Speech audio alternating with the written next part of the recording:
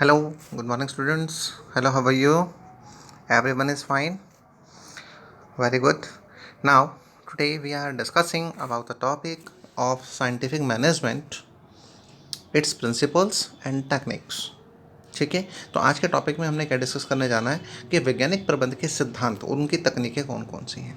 तो सबसे पहले हम समझते हैं कि जो साइंटिफिक मैनेजमेंट है वो क्या है। तो कहता है कि साइंटिफिक जो मैनेजमेंट है, attempt to eliminate the waste. Eliminate किसको करता है? Waste of ensure the maximum production at a minimum cost. मतलब किस चीज़ को एलिमिनेट कर रहा है? वेस्टेज को, टू इंश्योर कि मैक्सिमम प्रोडक्शन होगा और किस पर? मिनिमम कॉस्ट के ऊपर। यानी मैक्सिमम हमारे पास जो आउटपुट होगा मिनिमम इनपुट के ऊपर। ठीक है, तो scientific management is a new thinking of the management propound by, किसने इसको देखो जो है प्रोपाउंड किया? फेडरिक, ठीक है, विंस्लो टेलर, जिसको हम शॉर्ट में FW टेलर के नाम से भी जानते हैं। ठीक है, टेलर वाज अ पर्सन। ठीक है, इसके अंदर देखो नेम से मेंशन भी है यहाँ पर, Frederick Winslow Taylor, short name FW Taylor. Taylor was a person, कौन व्यक्ति था? Who roses who roses from the rank of an ordinary. देखो रैंक कहाँ से उसका बढ़ा? ऑर्डिनरी लेबर था और उसकी पोजीशन क्या हो गई बाद में? चीफ इंजीनियर की हो गई। ठीक है, in 1878 he join the Midvale Steel Company in the USA as a labour के रूप में उसने अपने जीवन की जो है स्टार्टिंग करी। उसके बाद ड्यूरिंग द 6 ईयर, 6 वर्ष के दौरान Taylor conducted a number of the experiment, उसने काफ़ी ज़्यादा एक्सपेरिमेंट किए and come to the conclusion, आखिर में आकर क्या हुआ? एक कंक्लूजन पर पहुंचा। क्या कंक्लूजन में पहुंचा? That the amount of the worker of a labour was doing was for less as compare to what he was suppose to be doing. कहता क्या कंक्लूजन पहुंचा? द अमाउंट ऑफ वर्क, कहते जितने लोग काम करने के लिए हमने लगाए हैं ना, उस काम को करने के लिए वास्तव में क्या है कि हमें जितने उससे कम की आवश्यकता थी, for less as compare to what he was suppose to do doing so. कहता जितना सोच के चल रहे होते हैं इतने लेबर हम मैं लगाऊँ तो इतना काम होगा, वास्तव में शायद हम एक्सेस होते हैं। वो कहता है कि जितने को हम आइडिया मान के चलते हैं उससे हमें कम लेबर को लगाना होता है। ठीक है, तो इसके बाद हमारे पास है नेक्स्ट पॉइंट पर हम मूव करते हैं कि Taylor worked in a Bethlehem Steel Works 1901। ठीक है, तो उन्होंने वर्क किया। उसके बाद thereafter starting providing services as a management consultant. उसके बाद देखो उन्होंने कौन सी सर्विसेज ज्वाइन की? मैनेजमेंट कंसल्टेंट की सर्विसेज की ज्वाइन करा। In 1903 he publish the research paper titled, क्या टाइटल था? देखो, shop management and in 1911 in his book, देखो shop management in 1911 in his book. Book का क्या नाम था? बुक का नाम देखें, बुक का नाम जो था उनका वो था scientific management created ripples in the field of managements. ये उनकी बुक का नाम था। ठीक है, जिसके अंदर उन्होंने इस बात को रखा। तो आप डेफिनेशन लेके चलते हैं कि जो साइंटिफिक मैनेजमेंट है, FW टेलर ने उसकी डेफिनेशन को क्या बताया। FW टेलर के according scientific management is the act, एक क्रिया है of knowing exactly what you want, तुम क्या चाहते हो मैन टू डू, उस व्यक्ति से काम कराने के लिए, and then seeing to it, और ये देखना that they do it in the best and the cheapest way. वही कि हमारे पास है मिनिमम इनपुट और मैक्सिमम आउटपुट। मतलब मिनिमम से मिनिमम हम क्या करें एक्सपेंडिचर करें और मैक्सिमम आउटपुट हमारे पास आए।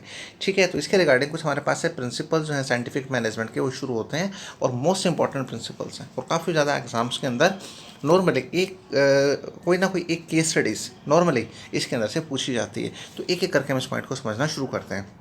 देखें, प्रिंसिपल ऑफ साइंटिफिक मैनेजमेंट, तो इसका फर्स्ट पॉइंट हमारे पास से क्या आता है?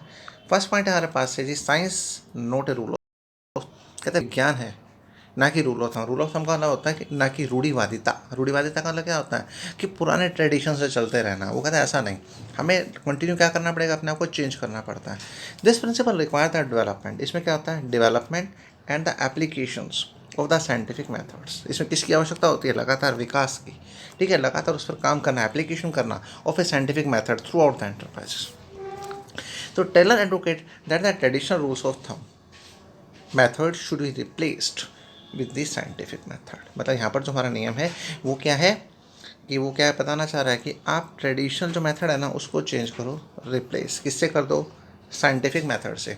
This would reduce the wastage, इससे क्या होगा, वेस्टेज हमारी कम होगी, ठीक है, मैक्सिमम एफिशिएंसी बढ़नी शुरू होगी, प्रोडक्ट के अंदर क्या होगा, यूनिफाई होगा, ठीक है। And this method would help the ट्रेमेंडस saving, इससे क्या होगी, बड़े शानदार ढंग से कहता है जो सेविंग हुई ह्यूमन एफर्ट्स की, टाइम्स की और मटेरियल की हमें काफ़ी ज़्यादा होगी, ठीक है।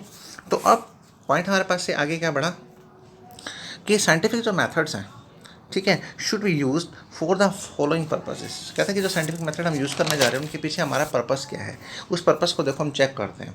सबसे पहले देखो पर्पस हमारे पास से क्या आता है उसको यूज़ करने का, to determine the best way of doing the work, किसी काम को करने का बढ़िया से बढ़िया तरीका, बेस्ट वे क्या हो सकता है, एक बात। दूसरी बात, टू डिटरमाइन क्या, स्टैंडर्ड टाइम, कि जिसके अंदर काम हमारा पूरा हो जाए, ठीक है। To determine the fair days work, कितने दिनों के अंदर और कितने वर्कर लगाकर उस काम को मैं पूरा कर सकता हूँ, इस बात पर ध्यान दिया जाता है, ठीक है। तो हमारे पास एक कंप्लीट क्या था कि science note the rule of thumb, तो मतलब क्या हुआ कि मुझे साइंटिफिक मेथड लेके चलना है, ना कि ट्रेडिशनल मेथड्स पर लगातार चलना है। लगातार मुझे कोशिश क्या करनी है कि मैं अपने तरफ से इतने बढ़िया एफर्ट्स करूं जिससे कि मेरी कॉस्ट मिनिमम से मिनिमम और जो आउटपुट है वो मैक्सिमम हो, मटेरियल का प्रॉपर यूटिलाइजेशन हो, वर्कर्स का प्रॉपर यूटिलाइजेशन हो, ठीक है। इसके बाद हम अपने नेक्स्ट पॉइंट पर आते हैं, हार्मनी नॉट द डिस्कॉर्ड, मतलब मिलकर कहता है काम करना है, अलग अलग बट के काम नहीं करना, ठीक है। तो देखो हम इसको चेक करते हैं कि harmony but not the Discord में हमारे पास से क्या बताने जा रहा है वो। तो देखो harmony but not the discord, Taylor ने एम्फेसाइज किया, किस पर जोर डाला, that there should be a complete harmony, सब में क्या होनी चाहिए, हार्मोनी होनी चाहिए, समन्वयता होनी चाहिए, इकट्ठा होना चाहिए, ठीक है, सबको इकट्ठा मिलकर इंटीग्रिटी होनी चाहिए between the management and the worker, they require the change of mental attitude, यदि ऐसा होगा ना तो हम क्या कर सकते हैं, उसके मानसिक स्तर में परिवर्तन कर सकते हैं, ठीक है, इसके वर्कर्स की भी और मैनेजमेंट्स की भी, दोनों के, ठीक है। Taylor called the mental revolution, mental revolution क्या होता है, मानसिक क्रांति on the part of the both the management, कहता है देखो मानसिक क्रांति जो है ना वो क्या हो, सिर्फ एक के लिए नहीं, मानसिक क्रांति से कहता है कि दोनों को, मुझे एक तरफ से मैनेजमेंट और दूसरी तरफ से वर्कर, दोनों का ही इन्वॉल्वमेंट चाहिए मुझे। It means that both the party should be transform their thinkings, अपनी सोच के अंदर बदलाव लाएं, so as to bring about the harmony in the organisation, जिससे कि संगठन के अंदर क्या हो, हार्मनी हो, यानी हार्मनी द ग्रुप एक्शन करना होता है, इकट्ठे मिलकर काम करने की जो क्षमता है, ठीक है, इच्छा है, वो हमारी जागृत होनी चाहिए। उसके बाद कहता है कि management should share the gain of the company with the workers, worker के साथ क्या करें, जो उनका गेन है, फायदा है, ठीक है, उसको बांटे। At the same time worker should work hard to increase the productivity, देखो यदि मैनेजमेंट उनके लिए क्या कर रही है कि जो प्रॉफिट हुआ उन्होंने उसको क्या किया, जो उन्होंने कमाया वो उन्होंने वर्कर्स में बांटा, तो वर्कर्स को तो चाहिए ना, तो वर्कर्स शुड भी, वर्कर्स को भी क्या चाहिए, वर्क हार्ड करना चाहिए, तभी मिलकर काम होगा, ठीक है। And consider them to a part of the family, family के रूप में मिलकर काम करना चाहिए। They don't quarrel over the distribution of profit, और प्रॉफिट्स के ऊपर झगड़ा नहीं करना चाहिए।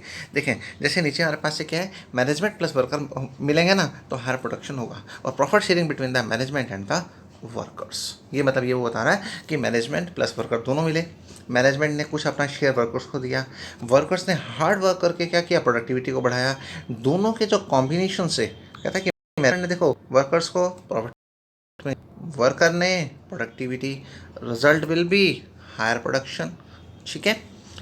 उसके बाद हम नेक्स्ट टॉपिक की तरफ अपने आप को लेकर चलते हैं। नेक्स्ट जो हमारे पास से प्रिंसिपल है वो है कॉर्पोरेशन नोट इंडिविजुअलिज्म, वो कहते हैं इकट्ठा मिलकर काम करना है, व्यक्तिगत तौर पर मुझे काम को नहीं करना है, ठीक है। तो देखो कैसे हमारे पास है नेक्स्ट प्रिंसिपल को हम क्लियर करते हैं आपके सामने, corporation not the individualism, individualism का मतलब क्या होता है, व्यक्तिगत तौर पर, कॉर्पोरेशन कहता है सहायक के रूप की भूमिका निभाओ, व्यक्तिगत तौर पे काम नहीं होगा। दिस प्रिंसिपल कहता है देखो ये जो प्रिंसिपल है वो हमें क्या क्लियर करता है, is extension of the principle the harmony, कहता है हार्मनी से ही कुछ कुछ बढ़ा हुआ रूप है, ठीक है, उसने क्लियर लिखा देखो यहाँ पर, एक्सटेंशन, किस प्रिंसिपल का एक्सटेंशन है, extension of the principle of harmony. Scientific management is based on the cooperation between the management and the worker, कहता है जो साइंटिफिक मैनेजमेंट है ना वो किस पर बेस है, कॉपरेशन पर, किसके कॉपरेशन से, हमारी मैनेजमेंट और हमारी वर्कर के कॉपरेशन पर, and also between the workers themselves, और साथ साथ वर्कर्स भी आपस में क्या हों, एक दूसरे से जुड़े हों। Individualism should be replace by the cooperation, कहता है देखो सबसे बड़ी बात उसने यहाँ पर क्या कह दी हमारे लिए, कहता है जो इंडिविजुअलिज्म है ना हमारे यानी व्यक्तिगत जो है उसको मुझे रिप्लेस करना है किससे, कोऑपरेशन और कलेक्टिवनेस से, ठीक है। Both management and workers should be realize the need and the importance of each other, दोनों को ही एक दूसरे की आवश्यकताओं को और महत्व को कहता है समझना चाहिए। ठीक है, individualism should be replace by the cooperation और इसमें collectivism. Management should increase the constructive suggestions. कहता है मैनेजमेंट को भी क्या चाहिए, कंस्ट्रक्टिव सजेशंस, कुछ ना कुछ ऐसा कंस्ट्रक्ट करें, ऐसा कैसा कुछ निर्माण करें जिससे उत्साहित होकर एम्प्लॉयज़ भी काम करें, एंड ऑफरिंग देम रिवार्ड्स, और उनको क्या करें, ऑफर करें, भाई देखो जो बढ़िया काम करेगा हम उसको बढ़िया रिवॉर्ड्स भी देंगे, ठीक है, उसकी सैलरी भी बढ़ाएंगे, उसकी पोस्ट को भी बढ़ाएंगे। And eight the same time workers should be avoid the strikes, और वर्कर्स को भी क्या चाहिए, अपनी स्ट्राइक्स को अवॉइड करें। अनरीजनेबल यानी जो अमान्य, ठीक है, जो उनकी स्ट्राइक्स हैं, ठीक है, अनरीजनेबल जो डिमांड्स हैं, अनुचित जो मांगे हैं, उन्हें भी क्या करते हैं, वो कम करते हैं, ठीक है। उसके बाद हम नेक्स्ट पॉइंट पर आते हैं, development of each worker his greatest efficiency and the prosperity. कहता है सबसे बड़े नेक्स्ट पॉइंट क्या है, डेवलपमेंट ऑफ ईच वर्कर। कहता है हर वर्कर्स की क्या होने चाहिए, एफिशिएंसी को बढ़ाना, उसकी प्रॉस्पेरिटी को बढ़ाना। अकॉर्डिंग टू दिस प्रिंसिपल, ये प्रिंसिपल देखो हमें क्या बताता है, ये बताता है कि the efficiency of each and every person should be a taken care of right from the selection. कहते हैं ये काम देखो कहाँ से होना चाहिए, जिस समय हमने उसको सेलेक्ट किया उसी समय से काम शुरू हो जाना चाहिए। A proper arrangement of everybody training, कहते उसकी ट्रेनिंग की व्यवस्था शुरू से करो। It should be taken a proper care, ठीक है, उसको जो वर्क किया गया उसकी एबिलिटी और उसके इंटरेस्ट के अकॉर्डिंग है कि नहीं है, क्योंकि यदि उसको एबिलिटी और इंटरेस्ट के अकॉर्डिंग काम नहीं दिया जाएगा ना, तो वो काम क्या होगा, ठीक ढंग से अपनी इच्छा से नहीं कर पाएगा, और जो काम उसे आएगा उसे क्या करेगा, पूरे तन्मयता के साथ करेगा, ठीक है। अब इसी में हम आगे बढ़ते हैं थोड़ा सा। कहता है तो worker should be trained to avoid the wrong method. अब देखो यदि वर्कर हमारा बढ़िया होगा, शुरू से ही हमने उसको ट्रेन कर रखा होगा, तो क्या होगा, avoid the wrong method of work, काम को गलत ढंग से नहीं करें। Management is responsible for the scientific training. कहता है मैनेजमेंट इस चीज़ के लिए रिस्पॉन्सिबल है कि समय समय पर उनको बेस्ट मेथड्स को सिखाया जाए। Through this method opportunity for the development of worker. कहता है इससे क्या होता है, यदि ये मेथड्स हमने फॉलो कर लिया, इससे वर्कर्स का डेवलपमेंट होता है, ठीक है, बेटर उसकी कैपेबिलिटी बढ़ती है, वर्क करने की एफिशिएंसी क्या होती है उसकी इंप्रूव होती है, जिसके अंदर जिससे उसकी प्रॉस्पेरिटी कंपनी की भी, ठीक है, और नाम और किसका, वर्कर्स का, दोनों का ही बढ़ता है। तो ये हमारे पास से टोटल प्रिंसिपल्स जो थे हमारे पास, ये मैंने आपको डिस्कस किए साइंटिफिक प्रिंसिपल्स। इसके बाद हम चलते हैं इसकी टेक्निक्स के ऊपर। टेक्निक्स होता है हमारे पास से प्रिंसिपल, देखो साइंटिफिक मैनेजमेंट्स क्या रही, देखो ध्यान देंगे टेक्निक्स। सबसे पहले हमारे पास है, अब उसके तरीके क्या हैं, साइंटिफिक मैनेजमेंट को कैसे किया जाए, अब उसके तरीकों पर आते हैं। फंक्शनल फोरमैनशिप, जिसे हम कार्यात्मक फोरमैनशिप कहते हैं।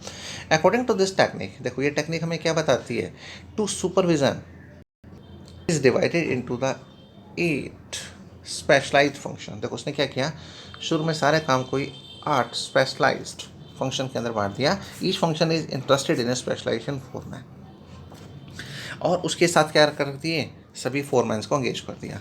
टेलर ऑब्जर्व, टेलर ने क्या महसूस किया कि एक सिंगल जो फोरमैन है ना, is not competent to supervise every aspect. कहते हैं एक सिंगल फोरमैन जो है ना, वो अपने नीचे जो काम करने वाले क्या हैं, सबऑर्डिनेट्स हैं, उन सबको नहीं संभाल सकता। दैट इज़ वाई, इसलिए एडवोकेट है फंक्शनल फॉर्मेनशिप, इसलिए उसने एक फंक्शनल फॉर्मेनशिप के नए कंसेप्ट को दिया, ठीक है।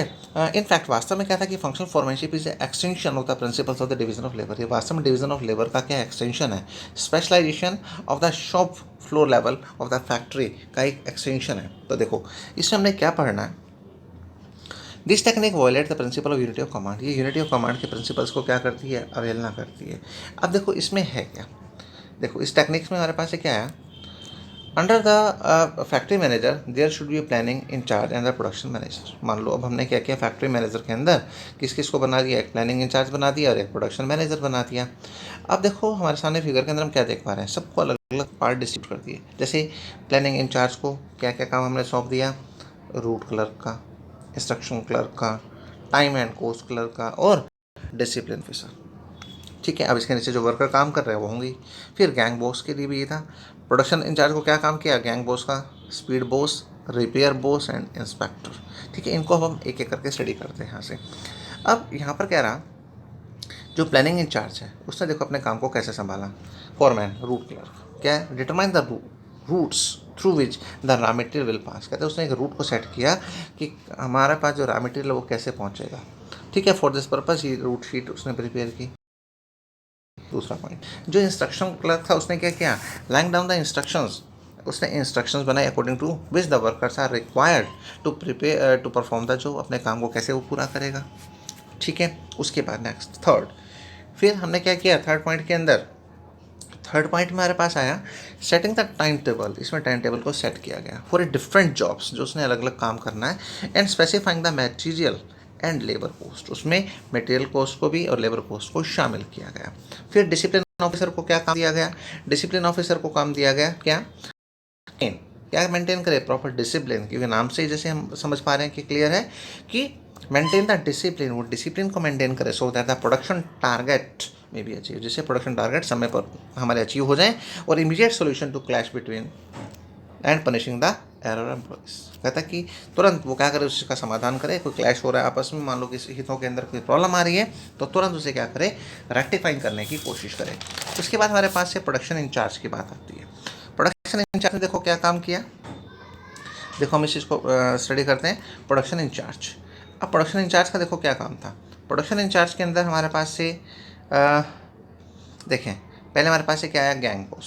गैंग बॉस का देखो क्या काम, making the arrangement of the machines, materials, tools etcetera for the job. उसका काम क्या है, देखो मशीन के अरेंजमेंट को संभाले, मटेरियल के अरेंजमेंट को संभाले, ठीक है।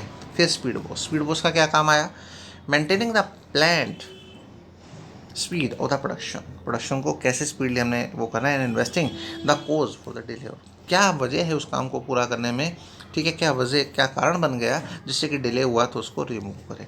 रिपेयर बॉस का क्या काम है, maintain the machines and the equipments, machine और इक्विपमेंट्स को मेंटेन करें और प्रॉपर अरेंजमेंट करें, एंड देयर ऑयलिंग, उनमें समय पर क्या करना, तेल डालना, ग्रीसिंग करना, उनको साफ सफाई करना, उनकी रिपेयर करना, ये सब चीज़ें क्या है, रिपेयर बॉस के अंदर आती हैं। फिर हमारे पास से क्या है, इंस्पेक्टर। इंस्पेक्टर का देखो क्या काम था, ensuring the works conform to the standards, कि काम जो है ना स्टैंडर्ड्स के अकॉर्डिंग नहीं हो रहा, and lay down the planning department, कहता है जो प्लानिंग डिपार्टमेंट ने जो सेट किया था उसका काम हो रहा है या नहीं हो रहा। उसके बाद हमारे पास नेक्स्ट पॉइंट आता है standardization, simplification of the work and work study. इसमें हम सेकंड और थर्ड दोनों को कवर करते हैं। देखो सबसे पहले पॉइंट आता है जी मेरे पास से स्टैंडर्डाइजेशन। इसमें क्या होता है, स्टैंडर्डाइजेशन ऑफ वर्क का मतलब क्या होता है कि process of setting the standards, मानक सिद्ध कर दिए जाए किसी भी काम को पूरा करने के लिए, जिससे कि मैक्सिमम क्या हो, आउटपुट हो। जैसे मान लो एक एग्जांपल लेते हैं, कहते हैं गारमेंट की फैक्ट्री है, ठीक है, उन्होंने अपना स्टैंडर्ड टाइम मान लो क्या कर दिया, फिक्स कर दिया, ठीक है। इसको स्टिचिंग ए गारमेंट, मतलब किसी भी गारमेंट को तैयार करने के लिए उन्होंने एक अपना टाइम सेट कर दिया है, ठीक है। If the worker take a more than the standard time, यदि वो स्टैंडर्ड टाइम से ज़्यादा समय ले रहा है तो करेक्टिव मेजर्स, तो उसको क्या करो, करेक्टिव मेजर्स लेने पड़ेंगे, ठीक है। तो यह स्टैंडर्डाइजेशन एक प्रमाप सिद्ध करना। देखो इसके ऑब्जेक्टिव्स क्या हैं। ऑब्जेक्टिव में देखो स्टैंडर्डाइजेशन के अंदर क्या आता है, पहला objective to reduce the line of product to be fix types, size and the characteristics, यानी लाइन ऑफ प्रोडक्ट जो फिक्स टाइप की है उनको रिड्यूस करें, ठीक है, उनके साइज को रिड्यूस करें। दूसरा, establish the standard of excellency and the quality in the material, material के अंदर जो बढ़िया से बढ़िया, ठीक है, सुधार लाने की कोशिश करें। टू एस्टैब्लिश, क्या एस्टैब्लिश करें, the standard for the performance of the machines, और मशीन की परफॉर्मेंस को हम कैसे, और मैन की परफॉर्मेंस को हम कैसे इंप्रूव कर सकते हैं, इस चीज़ को डिफाइन करें। उसके बाद हम नेक्स्ट पॉइंट की तरफ मूव करते हैं, अपना सिंप्लीफिकेशन। अब देखो सिंप्लीफिकेशन में क्या होता है, काम को जटिल नहीं करना बल्कि सरलता की तरफ लेके जाना। It involve the unnecessary elimination of unnecessary diversity of the product size, product size के अंदर जो वेराइटीज़ है ना उनको कम से कम करो, means higher inventory and the higher labour cost. क्योंकि प्रॉब्लम क्या है कि हम हर व्यक्ति के पसंद के यदि चीज़ों को बनाना शुरू कर देते हैं तो उसके लिए प्रॉब्लम आएगी, ठीक है। तो कहते हैं जो बीच में वेराइटीज़ है उनको थोड़ा शॉर्ट करो। By the simplification of task there will be economy, कहता है कि इससे क्या होगा, जो हम सिंप्लीफिकेशन काम करने जा रहे हैं उससे एक तो क्या होगा, हमारे लिए सस्ता होगा, ठीक है, इसमें मशीन भी, लेबर भी और इन्वेंट्री और जो मेंटेनेंस है वो हमारी सस्ती पड़ेगी, ठीक है। जैसे मान लो कि एक paper manufacturing company in the USA क्या किया, उसने reduce the variety from the 2000 to 200, देखो 2000 से उसने क्या कर दिया, अपनी वैरायटियों को 200 कर दिया, ठीक है। अब वो कैसे कर दिया 2000 से 200, which brought a significant efficiency and economy in the company. कहता है जैसे उसने वेराइटीज़ को कम बनाना शुरू कर दिया, वैरायटी कितनी बन गई, देखो पहले 2000 वेराइटीज़ बनाते थे, प्रॉफिट नहीं होता था, उन्होंने 2000 से क्या कर दिया, उसको 200 बना दिया, यानी कि कम कर दिया। कम होने से क्या हुआ, एफिशिएंसी बढ़ी, कंपनी की इकोनॉमी बढ़ी और कंपनी को क्या हुआ, उससे फ़ायदा होना शुरू हो गया, ठीक है। इसके बाद हम नेक्स्ट पॉइंट के ऊपर अपने आते हैं। वो है हमारे पास है मेथड स्टडी। देखें अब मेथड स्टडी में देखो बेटा क्या है हमारे पास, मेथड स्टडी में काम करने के तरीके की बात की जाती है यहाँ पर। अब क्या देखो काम करने का तरीका है हमारे पास है मेथड्स, ठीक है, उसकी विधि क्या है किसी भी कार्य को करने के लिए। तो देखो अब हम पढ़ते हैं, it refers to the identify the most suitable way to do the particular activity. किसी काम को करने के लिए सबसे ज़्यादा बढ़िया तरीका क्या है, सूटेबल वे क्या है। बेस्ट वे को डिटरमाइन करने के लिए there are the several parameters, हमारे पास से कई प्रमाप हैं, कई डायमेंशंस हैं। Method study covers the every activity, इसके अंदर हर प्रकार की एक्टिविटी को शामिल किया जाता है। From the procurement of the material, यानी मटेरियल को आवंटन से लेकर फाइनल प्रोडक्ट तैयार करने तक के सभी पॉइंट्स को। तो कहते हैं इसका ऑब्जेक्टिव क्या है मेथड स्टडीज को स्टडी करने का। Objective of this method studies to find out the one best way of doing the job. कहता है ऑब्जेक्टिव इसका क्या है, study to find out the one best way, एक बढ़िया तरीका ढूंढना of doing the job as so as to minimize the cost of production, जिससे कि हमारे पास से कॉस्ट ऑफ प्रोडक्शन जो है मिनिमाइज हो जाए, एंड मैक्सिमाइज द क्वालिटी, और कहता है क्वालिटी बढ़े, कस्टमर्स को क्या मिले, सेटिस्फैक्शन मिले। एंड और the conduct of this study, process chart बनाओ, ऑपरेशन रिसर्च टेक्निक्स को टाइम टू टाइम यूज़ करना चाहिए, वो कहता है इसके लिए। ठीक है, देखो इसको हम दोबारा देख लेते हैं। कहता है ऑब्जेक्टिव क्या रहेगा इसका, to find out the one best way to doing the job, क्योंकि मेथड में हमने क्या करना, किसी एक मेथड को चूज़ करो, मिनिमम कॉस्ट आए, ठीक है, मैक्सिमम क्वालिटी इंप्रूव हो, लोगों की कस्टमर की सेटिस्फेक्शन हो, ठीक है, इस चीज़ के लिए हमें एक चार्ट प्रिपेयर करना है, ठीक है, और उसका टाइम टू टाइम उस टेक्निक का रिसर्च करना है कि जो हमने मेथड सेलेक्ट किया वो बेस्ट है या नहीं है। उसके बाद बात आती है हमारे पास से मोशन स्टडी की। मोशन स्टडी के अंदर हम क्या देखते हैं कि किसी काम को करने के लिए एक वर्कर जो है कितनी बार अपनी मोशन को चेंज करता है। देखो it refer to the technique of study the movement though is necessary for doing a well defined job, मतलब किसी एक काम को करने के लिए एक व्यक्ति को कितनी बार मूवमेंट होना चाहिए, कितनी बार हिले। It involve the motion like है, जैसे लिफ्टिंग, उसमें देखो मोशन में क्या क्या शामिल होता है, ध्यान देंगे। कहते हैं मोशन के अंदर देखो हमारे पास से क्या शामिल हो रहा है, मोशन में शामिल होता है लिफ्टिंग, स्टैंडिंग, सीटिंग, ठीक है, which take place while doing a particular, जो किसी एक काम को करने के लिए वो कहते हैं कितनी बार लिफ्ट होना, स्टैंडिंग होना, सिटिंग होना, बैठना, खड़ा होना, ठीक है, इस तरह करके। तो कहते हैं it is the study of the movement of the operator और a machine to eliminate unnecessary motion. वो कहते हैं हमें इसमें ये देखना है कि वर्कर अननेसेसरी जो मोशन है ना उसको कम से कम करो। यदि उसको हम कम से कम करेंगे तो सीधी सी बात है कि हमारा जो क्या है, जो प्रोडक्ट की एफिशिएंसी है, काम की एफिशिएंसी है, वर्कर्स की एफिशिएंसी है, वो बढ़नी शुरू होगी, अननेसेसरी तौर पे वो थकेगा नहीं। ठीक है, इसके बाद हम नेक्स्ट पॉइंट के ऊपर आपको मूव करते हैं। उसके अंदर देखो हमारे पास ये क्या है कि टेलर ने क्या किया, उससे गया आगे, टेलर यूज स्टॉप वॉच, उसने स्टॉप वॉच का यूज़ किया, वेरियस सिंबल्स का यूज़ किया, कलर्स का यूज़ किया, ठीक है, जिससे कि अननेसेसरी मोशन जो उनकी कम हो जाए। और कहते हैं मेन पर्पज जो है ना मोशन स्टडी का वो क्या है, increasing the efficiency of the workers by reducing the fatigue, एक तो थकावट महसूस ना करें, क्योंकि यदि चीज़ वहाँ पर अवेलेबल है ऑलरेडी तो बार बार जाने में उसको समय नहीं होगा, ठीक है, मैनुअल लेबर का भी उसका टाइम भी बचेगा, इससे क्या होगी, प्रोडक्टिविटी हमारी बढ़ेगी अपने आप। ठीक है, उसके बाद time study and work management. अब मुझे ये देखना है कि टाइम स्टडी उस काम को पूरा करने के लिए कितने समय की आवश्यकता थी। देखो it refer to the determining the standard of time, इसमें स्टैंडर्ड ऑफ टाइम को देखा जाता है to require the complete a particular activity, एक एक्टिविटी को पूरा करने के लिए। The standard time is determined on the basis of the average time taken by the several experience of the same work. कहता है ये कैसे सेट होगा, ये सेट होगा कैसे, दी standard time is determined on the basis of, किस basis पर, average taken by several experience, experience base पर सेट होता है। ठीक है, कि उस काम को करने के लिए कितना समय हमारे पास से स्टैंडर्ड वर्क है। ठीक है, द एम ऑफ जो है हमारे पास से of to study are the following. देखो इसको स्टडी करने के लिए हमारे पास से क्या है, फॉलोइंग कुछ हमारे पास से पॉइंट्स हैं हमारे पास, वो चेक करते हैं। सबसे पहले डिटरमाइनिंग द स्टैंडर्ड टाइम, कहते हैं देखो सबसे पहले तो उस काम को पूरा करने के लिए मेरे को स्टैंडर्ड टाइम कितना चाहिए था, फिर उसके स्टैंडर्ड टारगेट्स को सेट करो उस काम को पूरा करने के लिए, फिर determine the number of the workers, workers को सेट करो कितने वर्कर होने चाहिए, और फिर उसकी एफिशिएंस और इनएफिशिएंट कैटेगरीज को क्या कर दो, डिस्ट्रीब्यूट कर दो। उसके बाद पॉइंट आता है हमारे पास से नेक्स्ट जो है वो है हमारे पास से फैटिग्यू स्टडी। फैटिग्यू का मतलब क्या होता है, थकावट, कि एक व्यक्ति काम करे, एक वर्कर जो है काम करते समय कितने समय में वो थक जाता है, यानी उसे टाइम के बीच में हमें इंटरवल देना चाहिए। देखो कैसे, it refer to determining duration and the frequency of rest. कहते हैं इसमें अंदर जो हम आपसे बात कर रहे हैं वो ड्यूरेशन, किसकी ड्यूरेशन, उसकी frequency of rest interval to complete है, बट किसी एक काम को पूरा करने के लिए उसके बीच में कितनी बार हमें क्या करना है, रेस्ट देना है। फैटिग्यू थकावट किस टाइप की हो सकती है, हो सकता है फिजिकल रूप से थक जाए या मेंटल मानसिक तौर पर थक जाए। यदि ऐसा होता है तो इसका एडवर्स इफेक्ट पड़ता है, ठीक है, वर्कर्स की हेल्थ पर भी और एफिशिएंसी के ऊपर। तो फैटिग्यू स्टडी कहता है हमारी हेल्प करती है क्या करने के लिए, reducing the fatigue among the workers के अंदर थकावट को कम किया जाए। और जो हमारे पास एक काम के बीच में जो बीच बीच में हम उनको अंतराल दे दें, टाइम इंटरवल दे दें, तो वो कहता है उससे वो क्या करेंगे, दोबारा से अपनी जो एनर्जी उसको रीजनरेट कर लेते हैं। जैसे आपकी रिसर्च वगैरह हो जाती है 2 to 3 पीरियड्स के बाद, यदि लगातार आपको 8 के 8 पीरियड कंटिन्यू पढ़ना पड़ जाए तो हम समझ सकते हैं कि क्या प्रॉब्लम रहेगी हमारे साथ, है ना। रिसेस होने से क्या होता है कि आप दोबारा रिफ्रेश हो जाते हैं और दोबारा फिर फुल एनर्जी के साथ क्या करते हैं, अपने वर्किंग को स्टार्ट कर देते हैं। आप मेंटली तौर पे भी और फिजिकल तौर पे भी क्या हो जाते हैं, ठीक है, आप रेडी हो जाते हैं। तो कहता था purpose of fatigue studies to reduce the fatigue work की फैटिग्यू को घटाना and maintain the operational efficiency, और ऑपरेशनल एफिशिएंसी को बढ़ाना, ठीक है।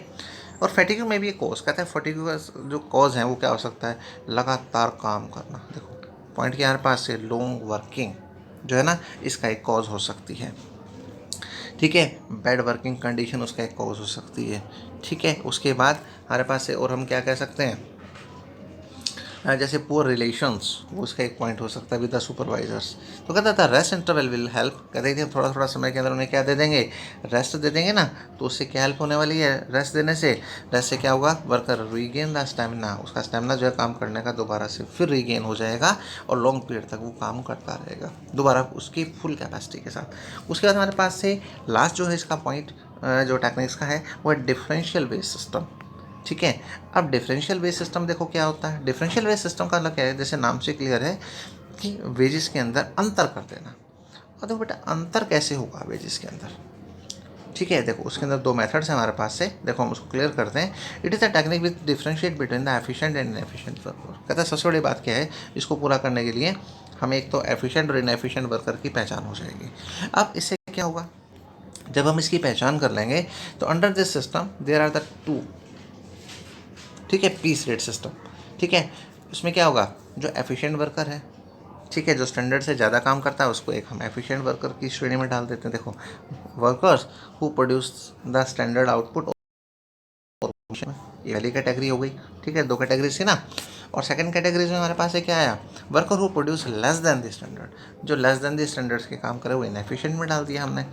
तो Taylor wanted the efficient worker, कहता है जो एफिशिएंट वर्कर है उनको रिवॉर्ड दिया जाए, उनको मोटिवेट किया जाए, और इनएफिशिएंट वर्कर्स क्या करें, उससे मोटिवेट होकर अपने काम को बढ़िया ढंग से करना शुरू करें। तो normally trade union reject this system में, कहता है हालांकि जो ट्रेड यूनियंस होती हैं वो इसको रिजेक्ट करती हैं, they insist on a straight piece rate, वो कहते हैं भी सभी को एक जैसा ही वेतन मिलना चाहिए। परंतु एक टेक्निक है कि हमने वर्कर्स के अंदर डिफ्रेंशिएट कैसे करना है और दूसरे वर्कर से इंस्पिरेशन लेकर, जो वर्कर कम काम कर पा रहा है, ठीक है, हमने उसकी सैलरी अच्छी बढ़ा दी, ठीक है, तो उसका लिविंग स्टैंडर्ड बढ़ेगा, तो उससे इंस्पिरेशन लेकर जो हमारे पास से दूसरे वर्कर हैं, ठीक है, जो किसी वजह से काम नहीं कर पा रहे हैं, उनकी प्रॉब्लम्स हैं, तो वो सॉर्ट आउट हो जाती हैं और वो भी क्या करते हैं, उस लेवल पर आकर अपने काम को स्टार्ट कर देते हैं, ठीक है। तो ये हमारे पास से टेक्निक्स भी पूरी हो गई और ये चैप्टर जो है हमारे पास से कंप्लीट हो जाता है। नेक्स्ट वीडियो के अंदर हम बिजनेस स्टडीज़ के 3rd chapter management and the business environment की बात करेंगे, ठीक है। Till then